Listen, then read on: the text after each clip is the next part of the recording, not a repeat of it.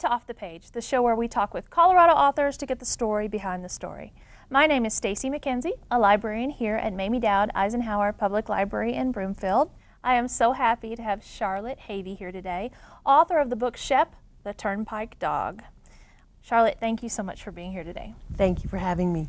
And I'm so excited to talk about this book because it's such a great book for animal lovers. We're such great animal lovers here. Charlotte, before we start talking about your book, I want to know, are you a full-time writer? Actually, no. This is a part-time job that I do. I am a partner in our production company, Havey Productions, and as such, I am the CFO, and I also do the transcription for the scripts. Oh, wow. That's a lot of important work. Is this what you've always done? Is this what you've done for a career? Yeah, we have been in business since 1979, so wow. 35 years, and yeah. Terrific. So tell me a little bit more about Havey Productions and what they do. Okay.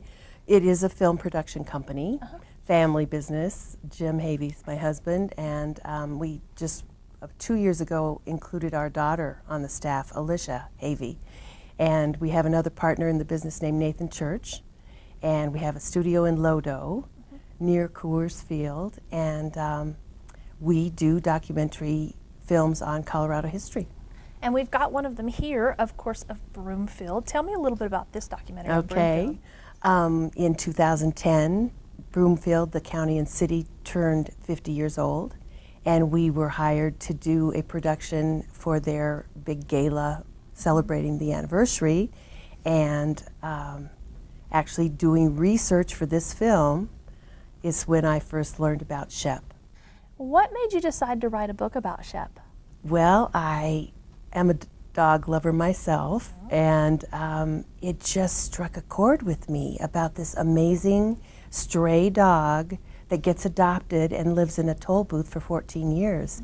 And it just stuck with me, and I retired from another career. I was a preschool director for 4 years, along with these other jobs that I had. Yep. And I decided I needed something to do, and so no one had written a children's story about Shep. There's articles, newspaper articles, but I thought, well, I could do that. Oh, so yes. I did. You did wonderfully. So let's talk about Shep. Charlotte, tell me why Shep was a special dog. I think the fact that he was a stray and homeless, and the way I spin it is that every dog, every stray animal would love a loving home, you know, and so the fact that he got adopted by the toll booth workers and adopted by everyone that drove that highway, you know, the turnpike between Denver and Boulder. Back in the day, this took place in he showed up around 1952 in the toll booth and lived there until 1964. So there are so many people that know Shep, or somebody's mother drove that turnpike every day and have heard about Shep. So then I had the privilege of meeting Jackie Ainley Conley, who is the Depot Museum curator, and I got to go through her files and see all the pictures of Shep and the stories about Shep, and it just ignited this goal of mine even more for me to start to write the story. And you showed me earlier some newspaper clippings that someone had kept on Shep. How important was it for you to find those newspaper clippings? In this digital age, that's the only documents you have sometimes. Yeah, that we did. Actually, there's CDOT took pictures of the toll booth and Shep and the toll booth workers, and the Boulder paper has run some articles about Shep, and so that's the research I was referring to, you know, just learning what a popular mascot this dog was. And full circle, the Enterprise has published a story about you, about Shep, and so that is available. We've got a newsprint copy right here, but it's available online, so people can read that and see a little bit more about you and about Shep. Charlotte, in this book, what part of Shep's story did you write? Actually, I cover the whole time that he lived, from his discovery at the toll booth to when he passes away.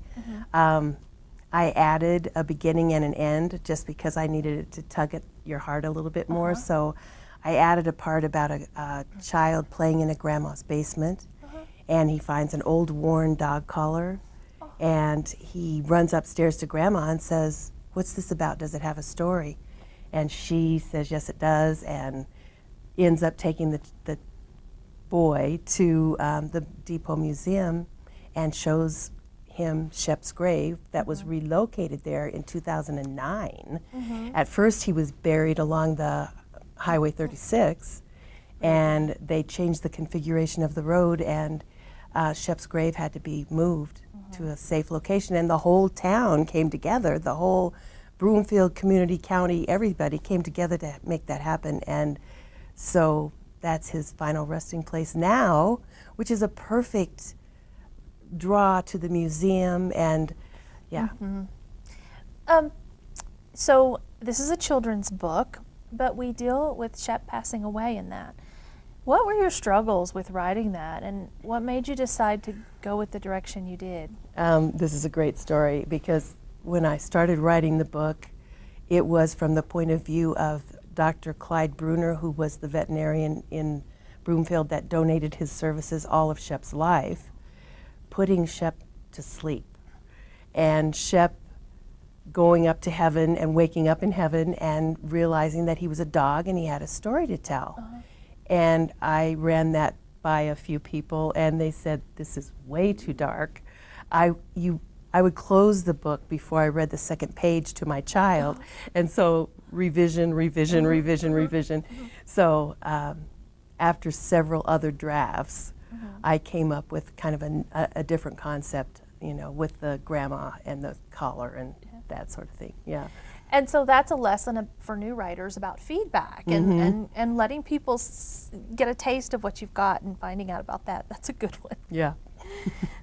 Okay, the book has just wonderful illustrations, heartwarming pictures of Shep, and it is illustrated. Tell me about those illustrations. Okay. I like to say the book was kind of a family affair.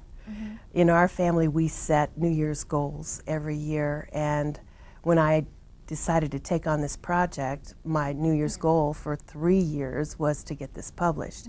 And so my son, Nathan, had a friend who was a law clerk, illustrator wannabe, and her first attempt too, and her name's Renee Gregory, and she actually collaborated with me from afar through email, because she was in Alaska and here I am in Colorado, but she did a marvelous job for me. Yeah. It's really beautifully done. You decided to write the book in a poetic verse. Did you always decide to write it that way, and how did you come to that final conclusion? That's a great question, and no, it wasn't. It started out to be more of a report format and quite boring. And actually, on March 15th last year, I got this brainstorm that it might be better as a poem. And so it just took off. It took off. And shortly after that, I attended a writer's workshop at Chautauqua Park in Boulder. It's called Big Sur, first one I've ever been to. And we had critique groups that watched over us and listened to our stories. And at that point, it was a poem, and it was so well received. I got, lots of positive feedback. So that made me even concentrate more on word choice and rhythm, and so that's how that happened. Who do you think is the target audience for this book? Is it just for children? Actually, I've been reading to several elementary grade levels, and it seems to work for every grade level. There seems to be some sort of connection between animals and people, and maybe even losing a pet, because Shep does die in the story. And it also has a draw for grandmas or grandparents or parents to read it to their child, because it's just this connection, and it's a point in history. It's a point in Colorado history. So it kind of connects from that aspect too. When I think about it as children learning about history, they can learn about something they understand about some of that history. So I think that's a wonderful take on the point in history you mentioned, and also being an animal lover. Now you have your own dog, Teddy. Mm-hmm. Tell me about Teddy, and how did having Teddy contribute to your writing process? Okay, well, we'll go back just a little bit. Sure. We had a pug named Charlie for 11 years that we just lost on August 15th this past year. And he was just my special buddy.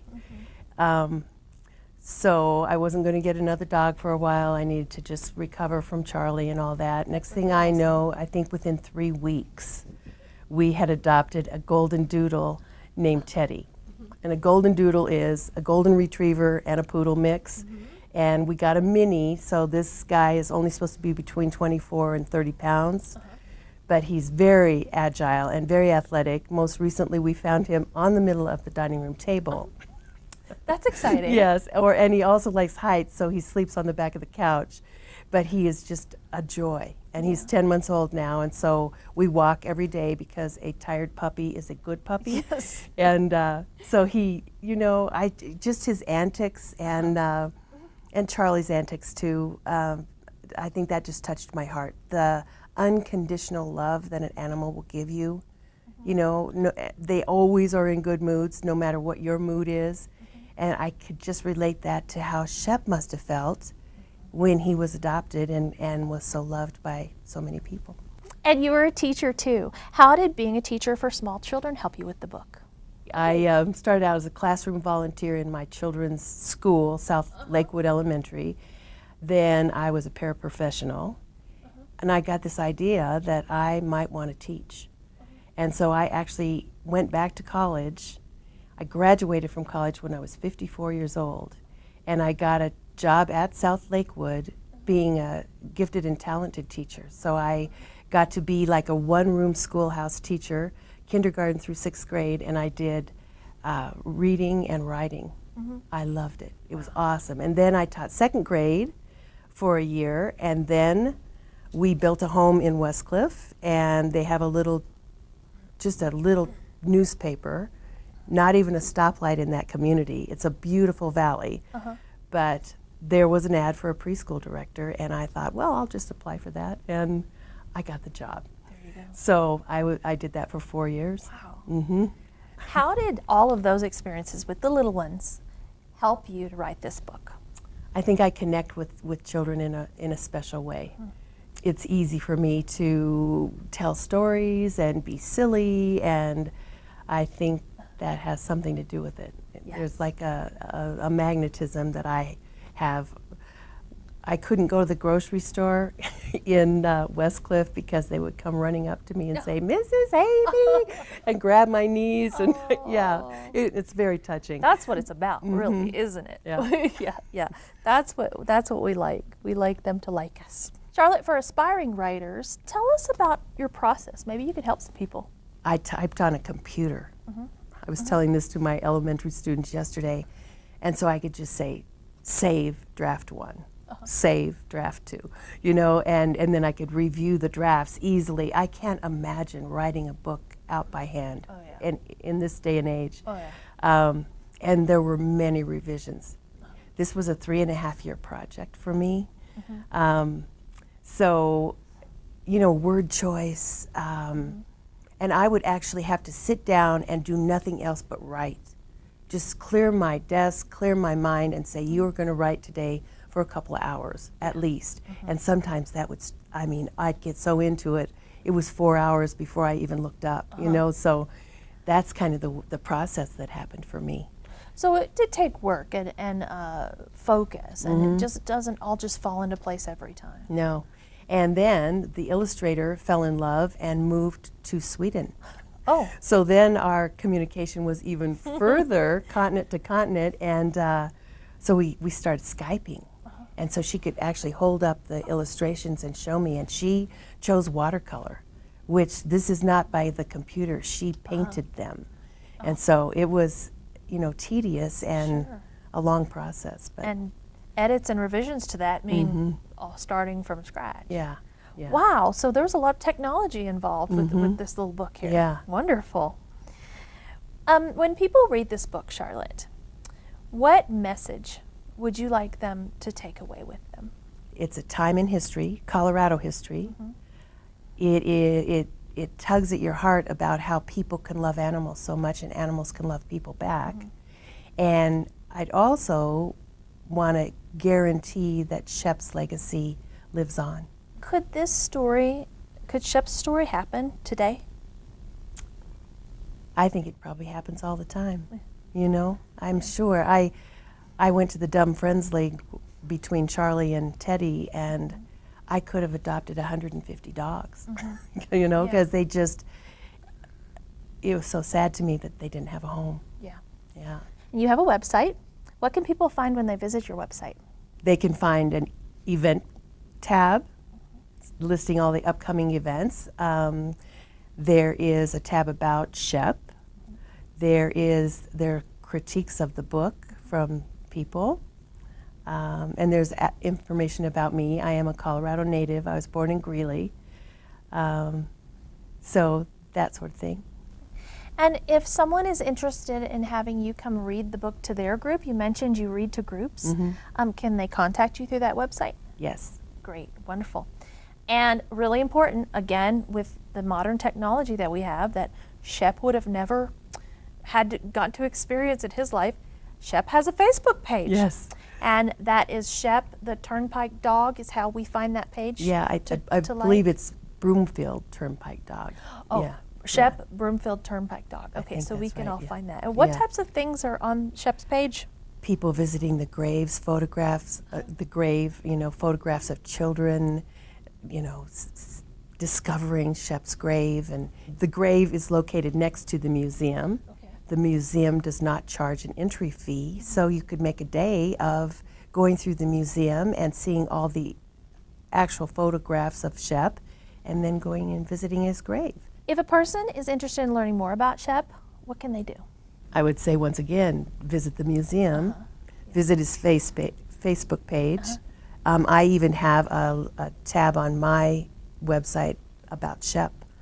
Charlotte, what is next for you? Do you have another book project? I have several ideas floating around.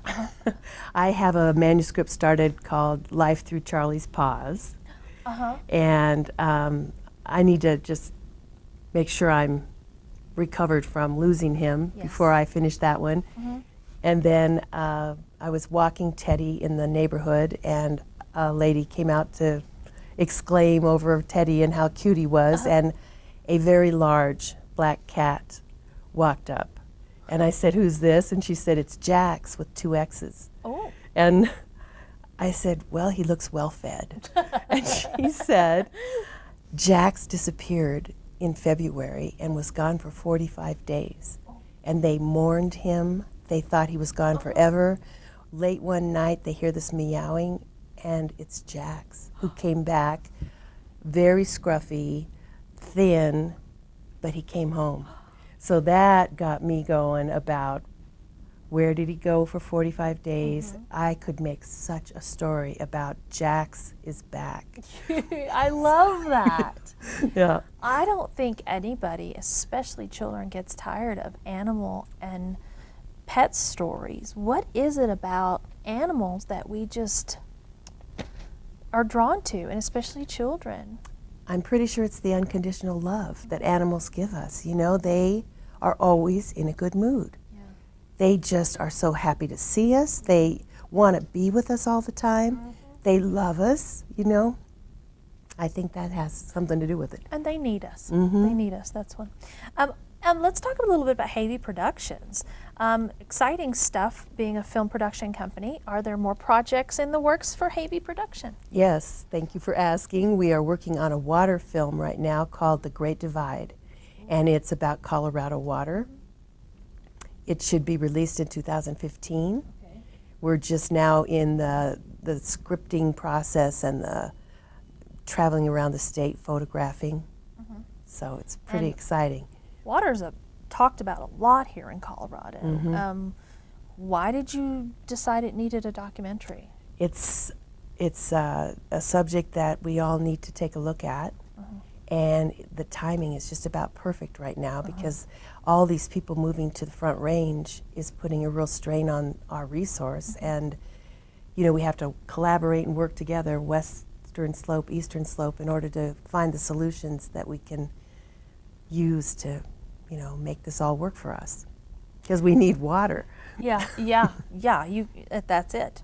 Charlotte, I'm going to spring another question on you about when you've been reading this book to children, what's one of the best comments you've got back from the kids? At South Lakewood yesterday, we had a question and answer period, and I asked them, I said, okay, you can either ask a question, give me a compliment, or make a connection. And they came up with brilliant things, like perhaps the toll booth worker was lonely too. And Shep filled the need for the toll booth worker as much as the toll booth worker helped the dog. Wow. This was a little tiny person, Yeah. Stacy. Yeah, I thought that was amazing. And then, of course, it triggered all these stories about losing a pet and having to put a pet down. And so what you got to be gentle and take it easy with that kind of thought. And so we talked about how lucky those animals were and the people were, the kids were, to have known the pet or cared for the pet and lived with the pet, loved the pet. So like that. Yeah. People are going to think this is a book about a doggy. It is so much more. And I thank you so much, Charlotte, for coming and sharing this story with us. Somebody Thank needed you. to write it, and so thank you very much. All right, thank you.